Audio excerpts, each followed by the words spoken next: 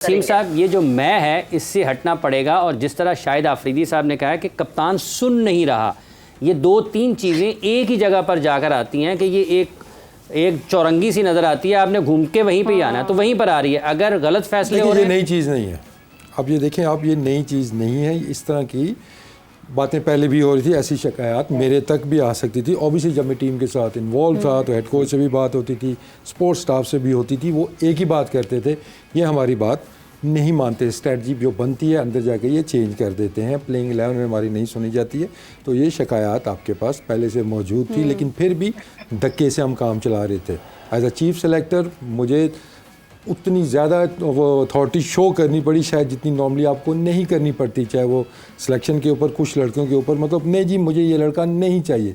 अब अगर मैं कड़ियाँ मिलाता हूँ तो आप देखते हैं जी कि क्यों मोहम्मद नवाज़ साइड पे हो गए, आपके वसीम जूनियर साइड में हो गए आपके, उसके बाद देखते हैं ज़मान खान क्यों साइड पे हो गए आपके, ये लड़के क्यों साइड पे हो गए, हारिस आगे। अब बात जुड़ती है, ये कड़ियाँ जुड़ती हैं अब कि क्या आपने वो नंबर कम करने की कोशिश की है जी, कि हम नंबर ऑफ प्लेयर्स, वो लैंग्वेज बोलने वाले कम कर रहे हैं। मुझे तो यही नज़र आ रहा है, क्योंकि जब मैंने इब्रार को पहली दफ़ा सेलेक्ट किया, ज़मीन आसमान नहीं कर दिया। कप्तान ने भी चेयरमैन के पास चले गए, चेयरमैन ने भी कहा जी नहीं नहीं ये नहीं हो सकता, ये तो 40-40 ओवर करके ये आउट कर रहा है। But I took my stance, मैं कहा इब्रार आएगा टीम के अंदर, क्योंकि वो आपका बेस्ट बॉलर है इस टाइम पे।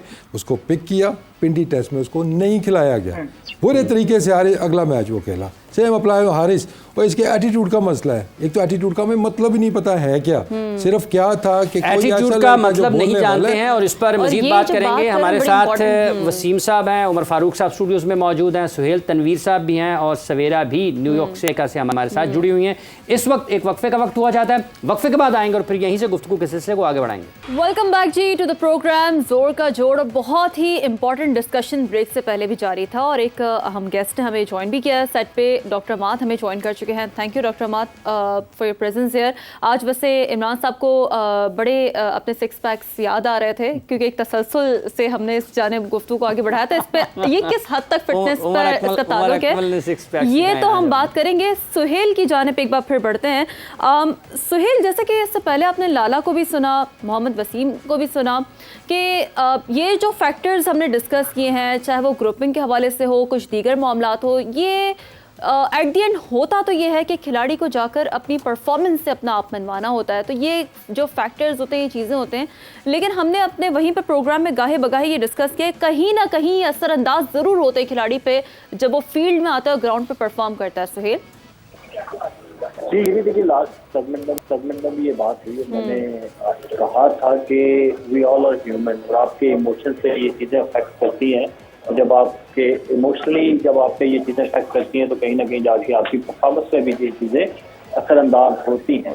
वो जो specially in terms of unity, आपको जो टीम में वो जो बाउंडिंग होती है, एंड देन मोर इम्पोर्टेंटली मेरे ख्याल में जो आपकी नेक नियती इंटेंशन है ना, वो बीइंग अ मुस्लिम, मेरा तो ये हम सब का ईमान है कि नेक नियति सबसे इम्पोर्टेंट है। जब आप एक कॉज के लिए जाते हैं, एक कॉज के लिए एक होके लड़ते हैं, तो आपको अच्छे रिजल्ट मिलते हैं।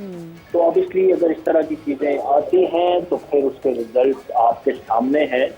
और वो लास्ट सेगमेंट में जैसे बात हुई कि वो स्टार्ट पिछले ये 3-4 महीनों में ये सब कुछ हुआ, कैप्टनसी चेंज की गई ट्वाइस। एक दफ़ा पहले हटाया गया वो गलत था, तो दूसरे कप्तान को आपने 1 महीने में हटा दिया, तो वो कैसे जस्टिफाइड होता है। तो ये सारी चीज़ें ऑब्वियसली इसमें मैं कहूँगा कि फ्रॉम पीसीबी, फ्रॉम मैनेजमेंट और team, they are equally involve. और ये सबको मिल बैठ के चीज़ें जो है वो हल करनी पड़ेंगी। इसमें किसी आप सिर्फ कैप्टन को ब्लेम नहीं कर सकते, सिर्फ मैनेजमेंट को ब्लेम नहीं कर सकते, सिर्फ सिलेक्शन कमेटी को ब्लेम नहीं कर सकते, या सिर्फ पीसीबी को नहीं। दे ऑल आर इक्वली, आप इसमें कहेंगे कि अकाउंटेबल होने चाहिए और सबसे पूछ होनी चाहिए कि ये जो पिछले 5-6 महीनों में सब कुछ हुआ है, उसका जिम्मेदार कौन है। अच्छा सुहेल साहब, एक और बात बड़ी शिद्दत के साथ, बड़े दलाइल के साथ और वाक़यात के साथ यहाँ पर ज़ेर बहस रही है, वो ये कि ये टीम में एक तसव्वुर है मैं का, और वो टीम मैं से हम में तब्दील हो नहीं रही है। और आपको लगता है कि वाकई, और जो कप्तान के अथॉरिटी अगर कहीं ना कहीं उसकी कम हुई है, गिरफ्त उसकी अगर टीम पर कम हुई है, तो उसकी वजह मुसलसल ख़राब कारकर्दगी है। लेकिन उसके बावजूद भी जैसे शाहिद आफरीदी साहब ने कहा कि कप्तान सुन नहीं रहा सीनियर प्लेयर्स को। तो ये तो फिर एक मतलब ये भी निकलता है कि शायद ये सिर्फ बोर्ड के फैसलों की हद तक ही नहीं है, खिलाड़ियों के अंदर भी इस हवाले से तकसीम है और वो एक दूसरे से बात करना नहीं चाहते। अगर कप्तान नहीं सुनेगा तो वो किसको सुनाएंगे?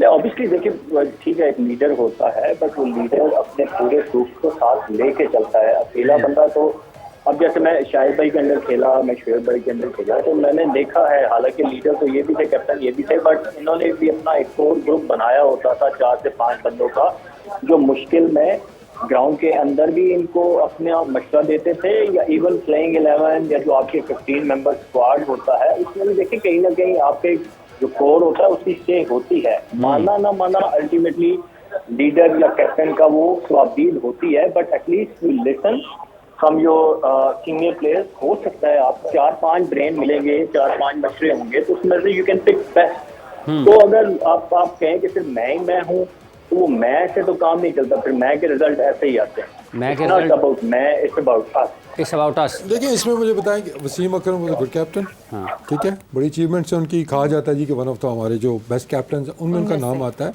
आई रिमेंबर कि जब मैं टीम में नया आया 96-97 की मैं बात कर रहा हूँ, अंडर 19 से गया था मैं, और वो पहला ही मैच या दूसरा मैच हम जब खेल रहे थे ऑस्ट्रेलिया के अंदर, तो उन्होंने मुझे बुला कर, ओए तू कप्तानी करके अंडर 19 की अपनी इनपुट दिया करो मुझे साथ में, ठीक है ना, चाहे वो बॉल हम चूज़ कर रहे हैं, चाहे कंडीशंस की बात हो रही है, एनीथिंग, वो आपको इस तरह ऑन बोर्ड लेते थे। ये तो एक बिल्कुल अलग चीज़ है। एक तरफ ये है कि आपके पास आ रहे हैं, हम आपने सुन रहे हैं। इसी तरह शाहिद को भी बिठाते थे, वो सकलैन को भी बिठाते थे कि उनसे भी इनपुट लेते थे क्या चीज़ें बेहतर हो सकती हैं। So that's how you take your team forward. फिर मैं कहूँगा कि ये सिर्फ अटेंशन डाइवर्ट करने की बातें हो रही हैं, अपने अपने बचाव के लिए इस तरह की एक मुहिम चलाई जा रही है। अगर सोचना ही है ना इन चीज़ों पे, अगर सोचना है ना तो इन चीज़ों पे सोचें कि अगर आपने वो देखना जी कि एक इलाके से कुछ ज़्यादा चीज़ें हो रही हैं, तो इतने अरसे से आप देखें कि आपके जो बेस्ट अंपायर हैं वो सिर्फ लाहौर से क्यों आते हैं, आपका जो कोचिंग स्टाफ है वो हमेशा लाहौर से ही क्यों आता है, सिलेक्शन कमेटी भी आपके 99% लोग सिर्फ लाहौर से ही क्यों आते हैं, सारी लग्जरी आपके पास लाहौर से क्यों आती हैं। जो मसाइल हल होने वाले हैं आप उस तरफ नहीं जा रहे, लेकिन जो चीज़ें ठीक है आप उनको गलत करना चाह रहे हैं, सिर्फ यही बुनियाद बना के कि ये टीम के अंदर ये चीज़ें चल रही हैं। कोई ऐसा मसला नहीं है, और ये मैं बड़े वसूख के साथ कह रहा हूँ, मैं टीम के साथ अटैच रहा हूँ, ठीक है ना। और उसके अंदर भी जो आप अभी भी जिस पे थोड़ा वो प्राउड होते हैं, या मैं खुद प्राउड हूँ जिस पे कि आपको फाइनल खेले, आप सेमीफाइनल खेले, एशिया कप का फाइनल खेले, क्यों खेले, यही आपको नसीम शाह हो गए, यही आपके मोहम्मद हारिस हो गए, यही आपके शाहीन अफरीदी, दे वर मेन कंट्रीब्यूटर्स। उसमें आपके सुपरस्टार फाइनल खेले, उसमें शान मसूद का भी हिस्सा है। शायद वो हिस्सा गलत डाल दिया ना, इसलिए तो गायब हो गए वो भी। हारिस ने गलत हिस्सा डाल दिया। फिर कहता है जी मिडिल ऑर्डर नहीं डेवलप हो रहा, वो खड़े तो होने दो ना किसी को, ठीक है ना। अजी मैन ऑफ द मैच नहीं लेता हमारा मिडिल ऑर्डर, जब उसको ओवर ही 4 मिल रहे हैं, मिडिल ऑर्डर पूरे को 6 बंदों को मिला के, तो मैन ऑफ द मैच तो जो 15 ओवर खेलेंगे उनको ही मिल रहे हैं ना। तो ये चीज़ें बेफजूल चीज़ें हैं, आप डाइवर्ट करने की चीज़ें कोशिश कर रहे हैं। जो रूट कॉज है उस तरफ कोई बात नहीं कर रहा, बस अपना बचाव के लिए या अपने आने की तैयारी के लिए आप इस तरह का एजेंडा बना रहे हैं।